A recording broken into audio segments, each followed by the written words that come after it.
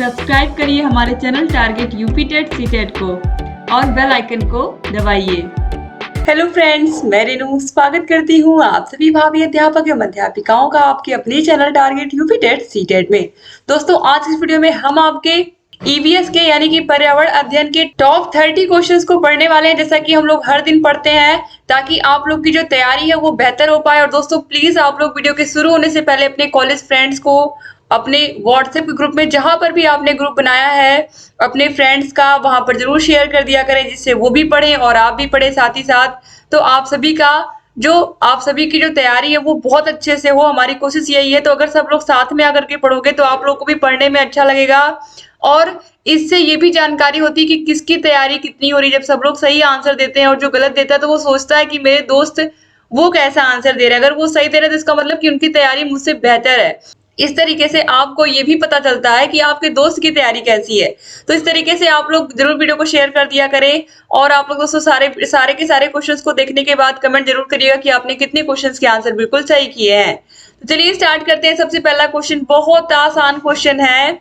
रीना आम पसंद करती है, उसको आम बहुत अच्छे लगते हैं। हम में से बहुत सारे लोग हैं जिनको आम खाना बहुत अच्छा लगता है और उसको आम इतना अच्छा लगता है कि वह इन्हें जाड़े के लिए प्रिजर्व करके रखना चाहती है, संरक्षित करके रखना चाहती है। निम्नलिखित में से कौन सा तरीका संरक्षण के लिए सर्वाधिक उपयुक्त है?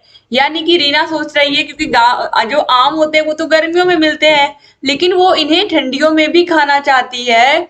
तो ऐसा कौन सा तरीका रीना अपनाएगी कि वो ठंडी में भी आम खा सके, यानी कि आम के मजे वो ले सके? तो अचार और आम पापड़ बनाकर, जूस तैयार करना और बायोरोधी डिब्बे में संचित करना। आप सभी को पता है जूस हम बहुत दिन तक संचित नहीं कर सकते किसी चीज का, वो खराब हो जाएगा। प्लास्टिक के थैले में अगर रख देंगे तो वो सड़ जाएगा, खराब हो जाएगा। अगर हम फ्रिज में भी रखेंगे तो आम बहुत दिन तक नहीं चलेगा कि वो ठंडक तक चलेगा, तो ये भी गलत हो गया। तो राइट आंसर क्या है? ऑप्शन नंबर ए ही है। अचार को हम 2 साल 3 साल तक खा सकते हैं, अचार खराब नहीं होता है। और आम पापड़ अगर हम बना लेंगे आम का तो वो भी बेकार नहीं होता, वो भी काफी दिनों तक चलता है। तो इस तरीके से अचार और आम पापड़ बना करके रीना आम को ठंडक में भी जाड़े में भी खा सकती है। तो उम्मीद करती हूँ आप लोगों को ये अच्छा लगा होगा ये क्वेश्चन। अब चलिए आगे देखते हैं क्वेश्चन नंबर दूसरा। निम्नलिखित समूहों में से उस समूह को चुनिए जिसमें खाना पकाने के तरीके या ढंग दिए गए हैं। सेक कर, उबाल कर, बेल कर, तल कर, भिगो कर, भून कर, सेक कर, तल कर, भून कर, उबाल कर, गूंथ कर, भून कर। तो खाना पकाना, पकाने में क्या होता, आग लगती है ना नीचे से, तो हम पकाएंगे। जब हम किसी चीज को सेक रहे होते हैं, तो जैसे रोटी सेकते हैं तो उसको पका रहे हैं, तल रहे हैं जैसे कि पूड़ी तल रहे हैं तो भी नीचे आग जल रही है, और भून रहे हैं तभी भी क्या हो रहा है, आग जल रहा है। खाना पकाने के तरीके ये तीनों ही है, तो ऑप्शन नंबर सी जो है ये सही हो जाएगा। किसी भी खाने को, जैसे रोटी है, रोटी को हम सेक सकते हैं और तल भी सकते हैं। जैसे कि मक्का है, मक्के को हम क्या करते हैं, भून करके खाते हैं।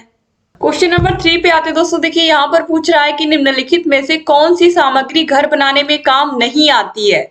कौन सी सामग्री है जो घर बनाने में काम नहीं आती है? सीमेंट, लोहा, पत्थर या फिर स्कूटर? तो साफ साफ आपको दिख रहा है पत्थर, सीमेंट भी काम आता है, लोहा भी काम आता है, पत्थर भी काम आता है, गिट्टी लगती है। तो इस तरीके से जो स्कूटर है ये घर बनाने में काम नहीं आता। ये स्कूटर किसके काम में आता है? हमें एक स्थान से, अगर स्थान ए है, ये बी है, तो यहाँ से ए से बी तक जाने के लिए, बी से ए तक आने के लिए हम इसका यूज करेंगे, ना कि घर बनाने के लिए। ये कोई सामग्री नहीं है, ये क्या, एक साधन है। तो ऑप्शन नंबर डी जो है ये सही हो जाएगा। अब क्वेश्चन नंबर 4 पे आते हैं। बंदर, शेर तथा चूहे के घर क्रमशः हैं। बंदर कहाँ रहता है, शेर कहाँ रहता है, चूहा कहाँ रहता है, हमें इनके घर ढूंढने हैं। तो घोंसला, पेड़ एवं गुफा, तो बंदर घोंसले में तो नहीं रहता है, तो ये तो गलत हो गया। फिर देखिए बंदर, शेर तथा चूहा, तो गुफा, बिल एवं पेड़, तो बंदर गुफा में भी नहीं रहता है, तो ये भी गलत हो गया, क्योंकि क्रम से यहाँ पर हमें चूज करना है। अब देखिए पेड़, गुफा और बिल, तो जो बंदर है वो पेड़ पर रहता है, शेर गुफा में रहता है, और जो चूहा है वो बिल में रहता है। तो यहाँ पर ऑप्शन नंबर सी जो है ये क्रमशः दिया गया है, तो ऑप्शन सी यहाँ पर क्या हो जाएगा, ये राइट आंसर हो जाएगा। ठीक है, इसके बाद क्वेश्चन नंबर 5 पे आते हैं। निम्नलिखित में से सत्य कथन को चुनिए। 2014 के सीटेट एग्जाम में ये क्वेश्चन पूछा गया है। हाथी गंदे पानी में खेलना पसंद करते हैं क्योंकि इससे उनके शरीर को ठंडक मिलती है। तो ये तो सही है दोस्तों। अधिकांश हाथी दिन में लगभग 10 घंटे आराम करना और सोना पसंद करते हैं। फिर है 3 महीने के हाथी के बच्चे का वजन लगभग 200 किलोग्राम होता है। अधिकांश बड़े हाथी एक दिन में लगभग 100 किलोग्राम पत्ते और झाड़ियां खा जाते हैं। तो दोस्तों यहाँ पर देखिए 3 महीने के हाथी के बच्चे का वजन लगभग 200 किलोग्राम होता है, ये भी सही है। और अधिकांश बड़े हाथी एक दिन में लगभग 100 किलोग्राम पत्ते और झाड़ियां खा जाते हैं, ये भी सही है। तो ऑप्शन 1, 3 और 4 जो है ये सही है। तो यहाँ पर आप देखिए 1, 3 और 4 किस ऑप्शन में दिया गया है, तो ऑप्शन नंबर सी में हम देख रहे हैं। तो ऑप्शन नंबर सी जो है ये क्या हो जाएगा, राइट आंसर हो जाएगा। अब हम क्वेश्चन नंबर 6 पे आते हैं। रेगिस्तानी ओक के बारे में सही कथन चुनिए। सीटेट एग्जाम में पूछा हुआ क्वेश्चन है रेगिस्तानी ओक के बारे में। यह पेड़ ऑस्ट्रेलिया में पाया जाता है।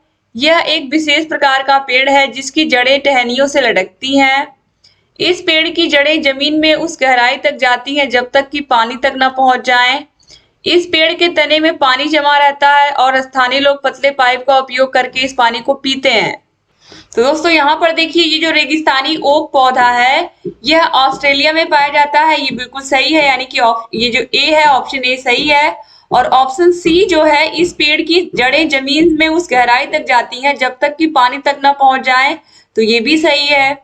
और इस पेड़ के तने में, तो दोस्तों ऑप्शन डी जो है इस पेड़ के तने में पानी जमा होता रहता है और स्थानीय लोग पतले पाइप का प्रयोग करके इसको पी लेते हैं, तो ये भी सही है। क्योंकि अक्सर दोस्तों यहाँ पर पानी की कमी होती है या अकाल इस तरीके की सिचुएशन आती है तो लोग पतले पाइप का उपयोग करके इस पेड़ से पानी पी सकते हैं। ठीक है, तो इस तरीके से यहाँ पर ऑप्शन ए, सी, डी जो है ये तीनों सही है।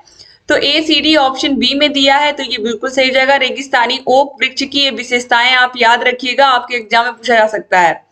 अब क्वेश्चन नंबर 7 पे आते हैं। क्वेश्चन नंबर 7 है हिंदू मुस्लिम एकता का प्रतीक सुलह कुल उत्सव आयोजित किया जाता है। कहां पर ये सुलह कुल उत्सव मनाया जाता है? लखनऊ में, कानपुर में, आगरा में या मथुरा में?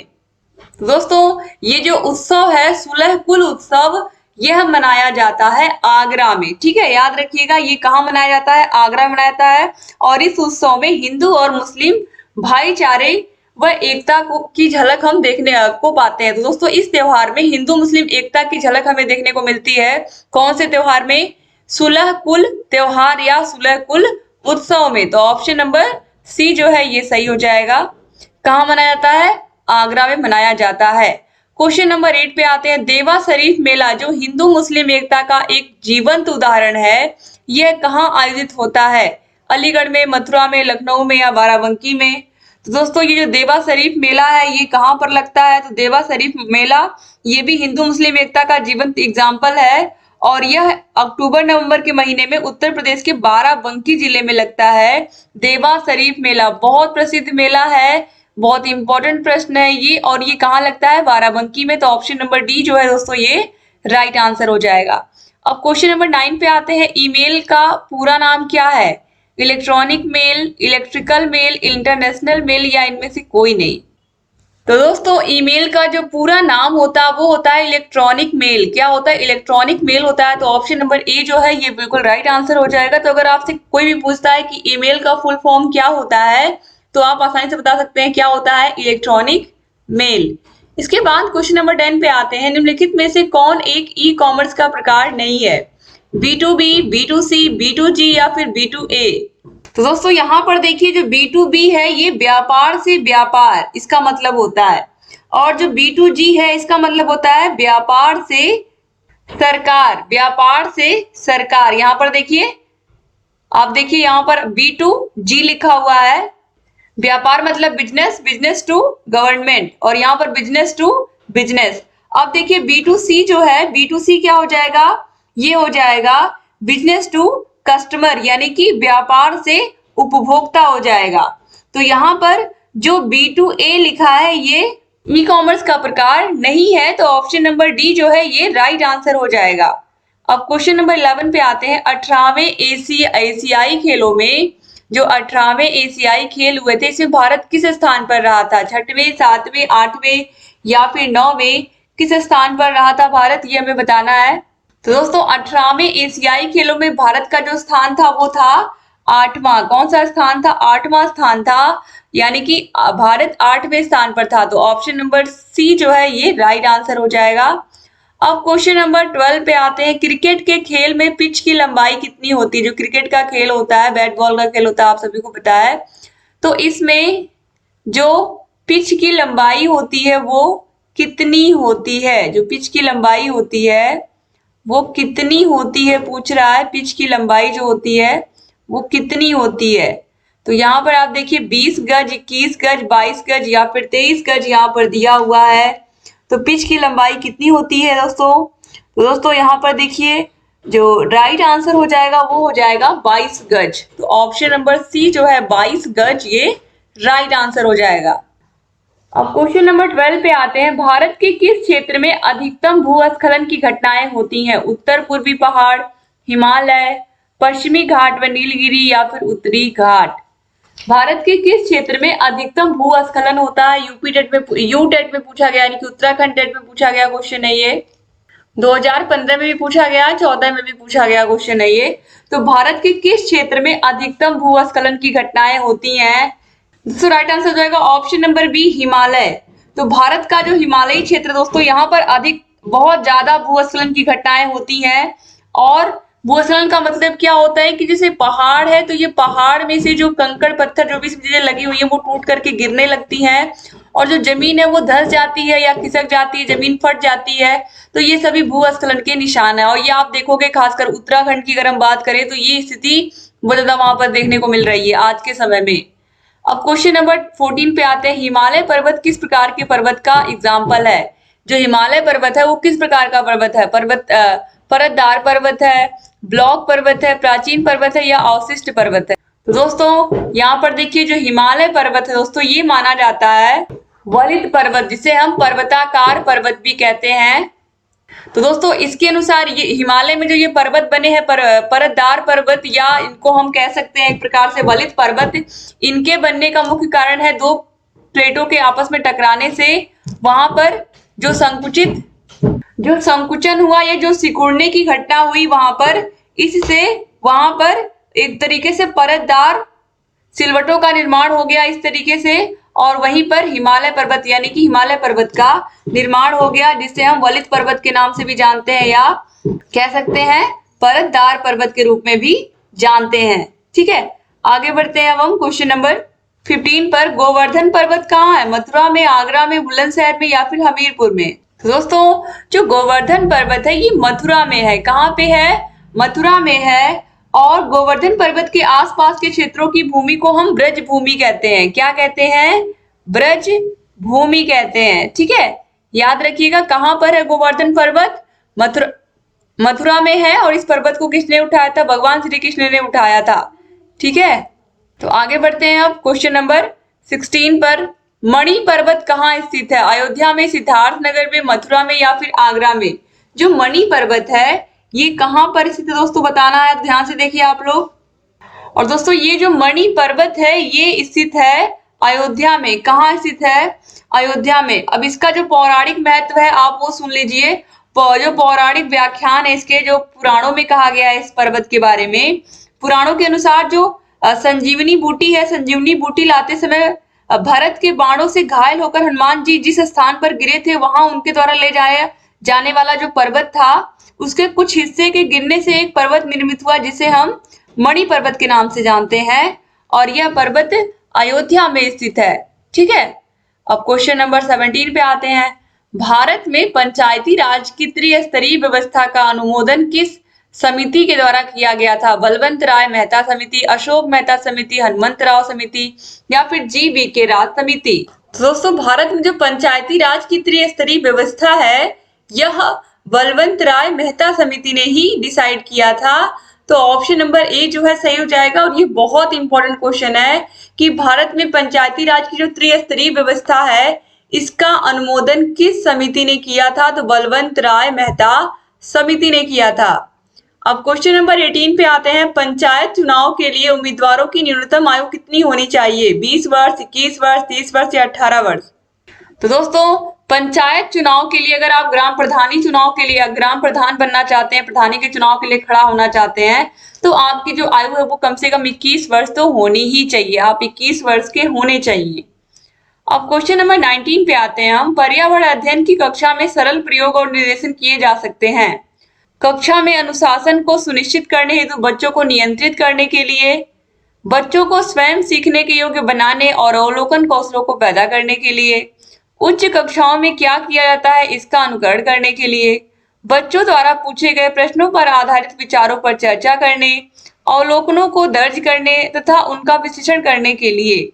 तो पर्यावरण अध्ययन की कक्षा में जो हम प्रयोग करते हैं तो उसका जो मुख्य उद्देश्य होता है कि बच्चों को जो भी एक्साइटमेंट है, जो भी उनको क्वेश्चन समझ में आ रहा है, वो अपनी जिज्ञासा से पूछ रहे हैं, उन विचारों पर आप क्या करोगे, उन क्वेश्चंस पर बच्चों के साथ चर्चा करेंगे, अवलोकन करेंगे कि बच्चे कितने अच्छे से सीख रहे हैं जो प्रयोग आप कर रहे हैं, और उनका विश्लेषण भी करेंगे। तो इस तरीके से यहाँ पर जो ऑप्शन नंबर डी है दोस्तों, यहाँ पर तो दोस्तों राइट आंसर हो जाएगा ऑप्शन नंबर बी, बच्चों को स्वयं सीखने के योग्य बनाने और अवलोकन कौशलों को पैदा करने के लिए हम पर्यावरण अध्ययन की कक्षा में सरल प्रयोग और निर्देशन करते हैं। ठीक है, तो इस तरीके से बच्चों को जो हम प्रैक्टिकल करके दिखाते हैं कक्षा में, उसका मुख्य उद्देश्य यही होता है कि बच्चे भी उसको देख करके स्वयं करें, सीखें, और उनके अंदर भी अवलोकन करने का, देखने का जो कौशल है किसी भी चीज का वो अच्छे से आ जाए।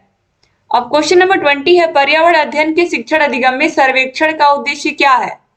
समुदाय के साथ अन्योन्य क्रिया का अवसर प्रदान करना, बच्चों को विभिन्न लोगों के प्रति संवेदनशील बनाना, सूचना को प्रत्यक्ष प्राप्त करने का अवसर प्रदान करना, आकलन के एक अवसर के रूप में इसका प्रयोग करना। उपयुक्त में से कौन सा सही है?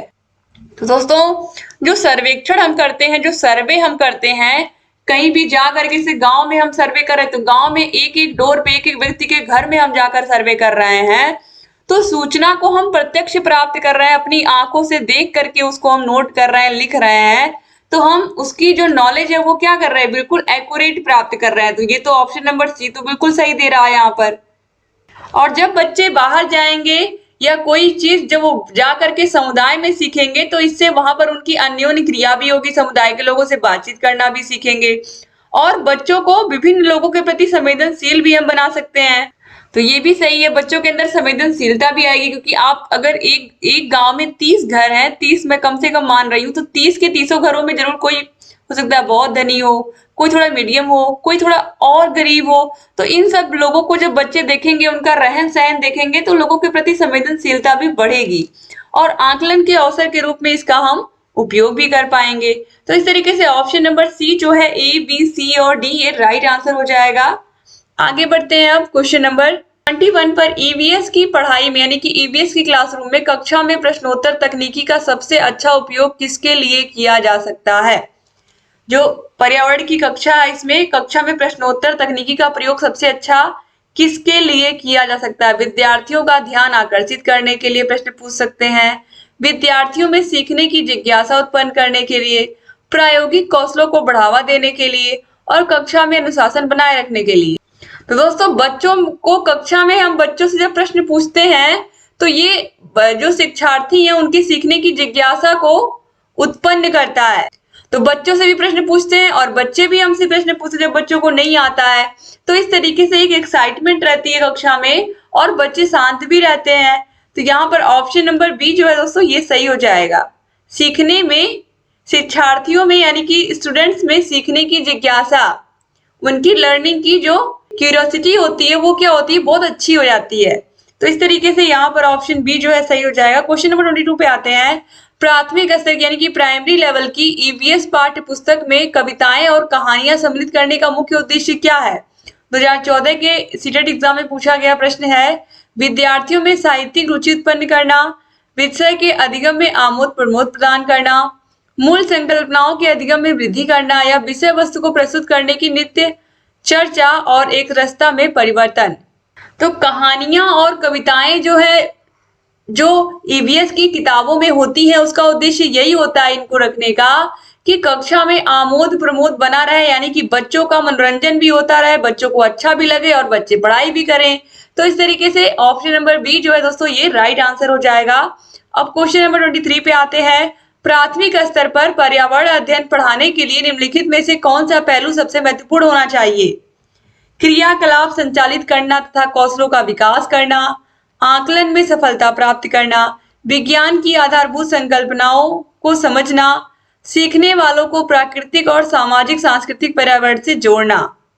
तो दोस्तों, जब भी हम बच्चों को पर्यावरण अध्ययन की शिक्षा देंगे प्राथमिक स्तर कक्षा 1 से 5 तक के, तो हम उनके सीखने की प्राकृतिक और सामाजिक सांस्कृतिक पर्यावरण को, हम उनके सीखने के प्राकृतिक सांस्कृतिक और सामाजिक पर्यावरण से हम उनको जोड़ेंगे। जो भी चीजें हम उनको सिखाएंगे, जो भी बच्चे सीख रहे हैं हमसे, उन सीखी गई बातों को उनके आसपास के इन्वायरमेंट से जोड़ेंगे, उनके आसपास के एग्जाम्पल ही बच्चों को देंगे और उनकी सामाजिक सांस्कृतिक पर्यावरण से उन सारे के सारे चीजों को जोड़ करके बच्चों को पढ़ाएंगे। तो ऑप्शन नंबर डी जो है ये सही हो जाएगा। यानी कि यहाँ पर हम कह सकते हैं कि बच्चों को जिनके बारे में जानकारी हो, आसपास की चीजों के बारे में, आसपास के पेड़ पौधों के बारे में, जिनके बारे में बच्चे जानते हैं, उन्हीं को जोड़ करके हम जब पढ़ाएंगे तो आसानी से बच्चे पर्यावरण विषय को समझ जाएंगे।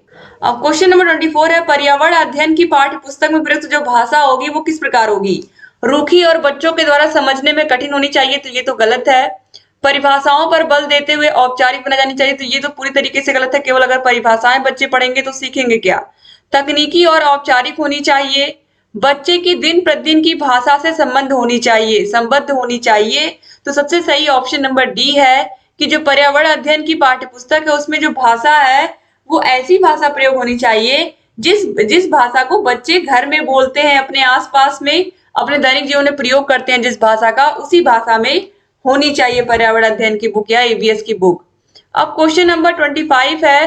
परियोजना विधि में कुल मुख्य सोपान कितने होते हैं? परियोजना विधि में जो प्रोजेक्ट मेथड होता है उसमें कितने सोपान होते हैं? 4, 3, 8 या 6? तो दोस्तों, जो परियोजना विधि है, प्रोजेक्ट मेथड है, इसमें मुख्य 6 सोपान होते हैं। तो ऑप्शन नंबर डी जो है ये सही हो जाएगा। अब क्वेश्चन नंबर 26 पे आते हैं। आंचल अपनी कक्षा 5 में पर्यावरण अध्ययन की कक्षा में अक्सर गहन जांच पड़ताल करने वाले कल्पनापरक प्रश्न पूछती है।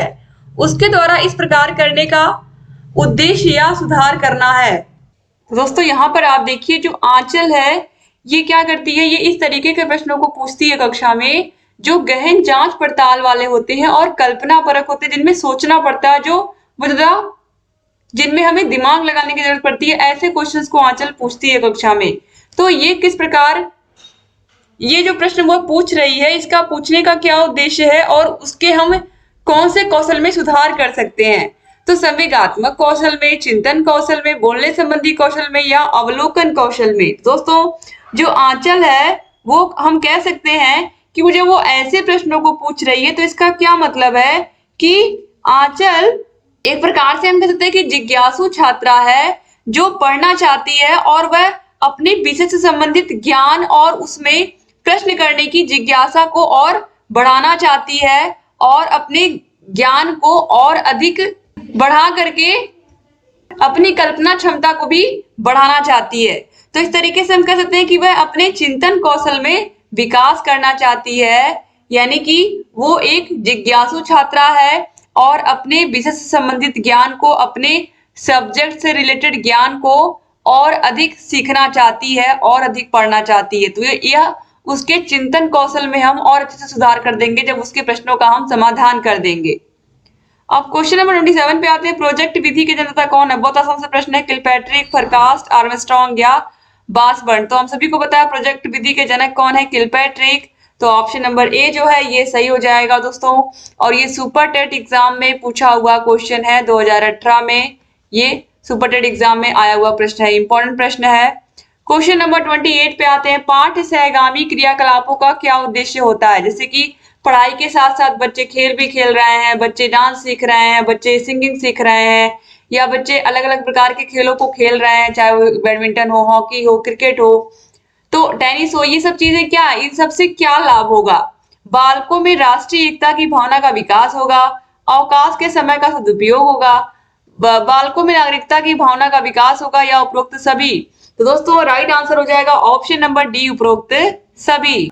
अब क्वेश्चन नंबर 29 पे आते हैं। उम्मीद करती हूँ कि आप लोगों को सारे क्वेश्चंस अच्छे लग रहे होंगे और आप लोग अच्छे से आंसर भी कर रहे हैं।